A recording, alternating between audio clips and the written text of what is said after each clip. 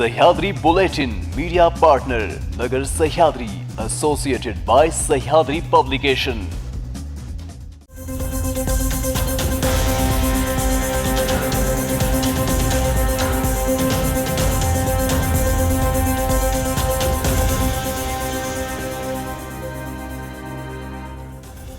नमस्कार, मी मानसी न्यूज 24 सह्याद्रीमध्ये तुमचं स्वागत। पाहूयात राज्यातील महत्त्वपूर्ण बातम्यांचा आढावा सह्याद्री बुलेटिनमध्ये। राज्याचे अन्न व औषध प्रशासन मंत्री आणि गोंदियाचे पालकमंत्री धर्माराव बाबा आत्रम यांनी मोठा निर्णय घेतला आहे। धर्माराव बाबा आत्रम यांनी गोंदिया जिल्ह्याचे पालकमंत्री पद सोडणार असल्याचा निर्णय घेतला आहे। गोंदियाचे पालकमंत्री पद सोडण्याबाबत निर्णयाची माहिती अजित पवार यांना दिली असल्याचं देखील त्यांनी म्हटलं आहे। धर्माराव बाबा आत्रम यांनी प्रकृतीच्या कारणामुळे आणि गडचिरोली आणि चंद्रपूर जिल्ह्यावर लक्ष केंद्रित करायचं असल्याने हा निर्णय घेतल्याचं म्हटलं आहे। भंडारा पोलीस दलातील पोलीस शिपाई पदाच्या रिक्त 60 जागांसाठी भरती प्रक्रिया राबवली जात आहे। त्यासाठी परीक्षार्थी यांची शारीरिक मोजमाप व मैदानी चाचणी बुधवार दिनांक 19 जून पासून सुरू झाली आहे। या पदभरतीसाठी ऑनलाईन अर्ज केलेले 4035 परीक्षार्थी या चाचणीत सहभागी होणार आहे।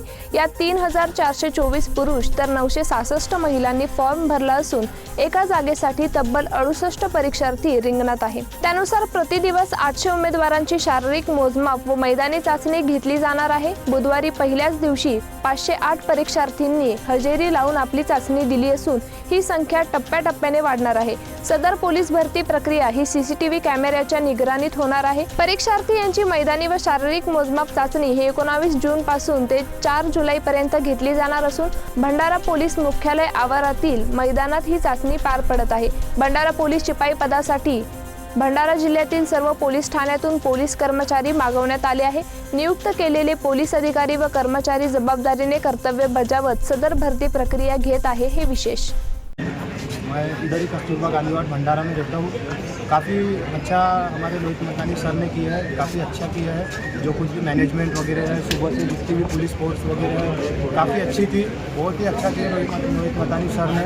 बाकी ग्राउंड वगैरह जो कुछ भी था सब बहुत अच्छा है और सुविधा तो बहुत ही अच्छी है। बहुत अच्छा लगा, काफ़ी अच्छा लगा हमको इधर। Thank you.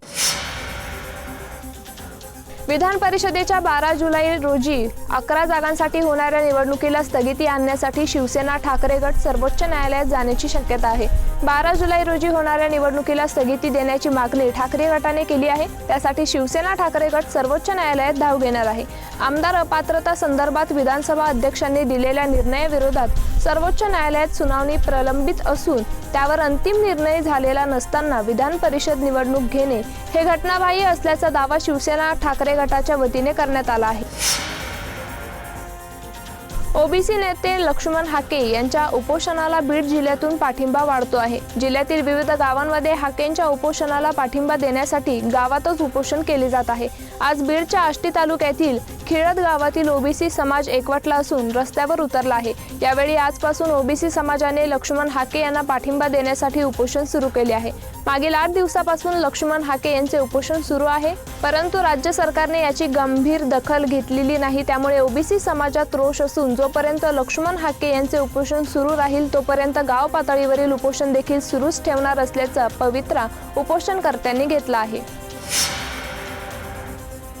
राज्यात सध्या मराठा ओबीसी वाद पेटला आहे। यावर राज्य सरकारला तोडगा काढता आला नाही। मात्र यावर कर्पुरी ठाकूर फॉर्म्युलाच एकमेव पर्याय असल्याने आणि तो लागू करण्याची गरज आहे। शरद पवार यांनी जरी केंद्राला बघ्याची भूमिका घेता येणार नाही असे सांगितले असले तरी हा प्रश्न राज्य सरकारचा आहे। मराठा निवडणूक लढले तरी महायुती आणि महाविकास आघाडीला फटका बसेल, पण सत्ताधाऱ्यांना जास्त फटका बसेल अशी प्रतिक्रिया ओबीसी नेते हरिभाऊ राठोड यांनी व्यक्त केली आहे।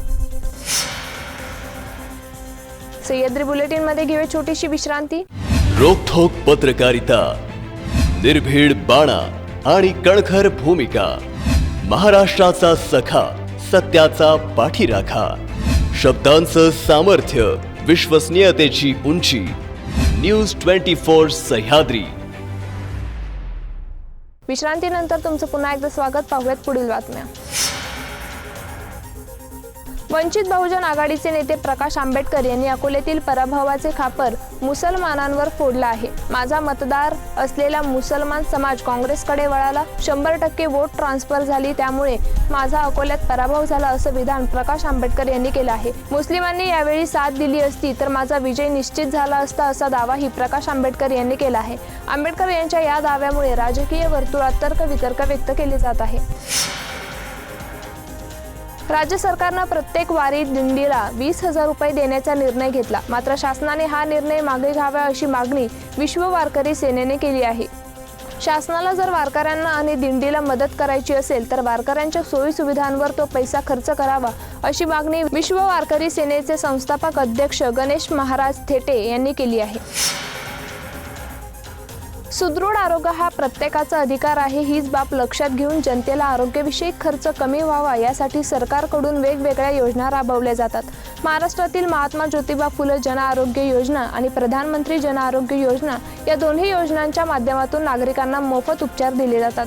याच योजनेची व्याप्ती आता वाढवण्यासाठी राज्य सरकारनं आणखी एक पाऊल टाकलं आहे. सरकारने पांढऱ्या रंगाची शिधापत्रिका आधार कार्डशी संलग्न करून घेण्याच्या सूचना दिल्या आहे. या सूचनेनंतर आता पांढऱ्या रंगाची शिधापत्रिका असणाऱ्यांनाही जन आरोग्य योजनेचा लाभ मिळणार असल्याचं स्पष्ट झालं आहे. आर्थिक परिस्थितीमुळे मुलांना CBSE इंग्रजी शाळेत शिक्षण देता येत नसल्याच्या नैराश्यातून आईने मुलीच्या कमरेला धरून विहिरीत उडी मारली. यात मायलेकीचा पाण्यात बुडून मृत्यू झाल्याची घटना निलंगा तालुक्यातील माळेगाव येथे घडली. या प्रकरणी औराद शहाजहानी पोलीस ठाण्यात आकस्मिक मृत्यूची नोंद करण्यात आली. भाग्यश्री व्यंकट हालसे असे मयत आईचे नाव आहे. राज्यात विविध भागात जोरदार पाऊस कोसळत आहे. काही भागात जोरदार पावसामुळे जनजीवन विस्कळीत देखील झाल्याचं पाहायला मिळत आहे. दरम्यान अनेक ठिकाणी अद्याप चांगला पाऊस झालेला नाही.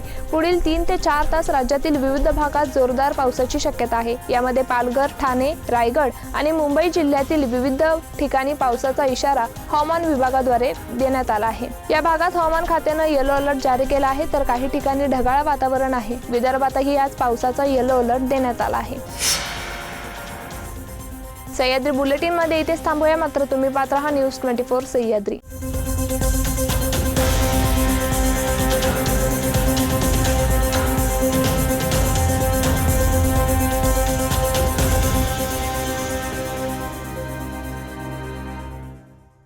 शब्दांचं सामर्थ्य, विश्वसनीयतेची उंची. न्यूज 24 सह्याद्री.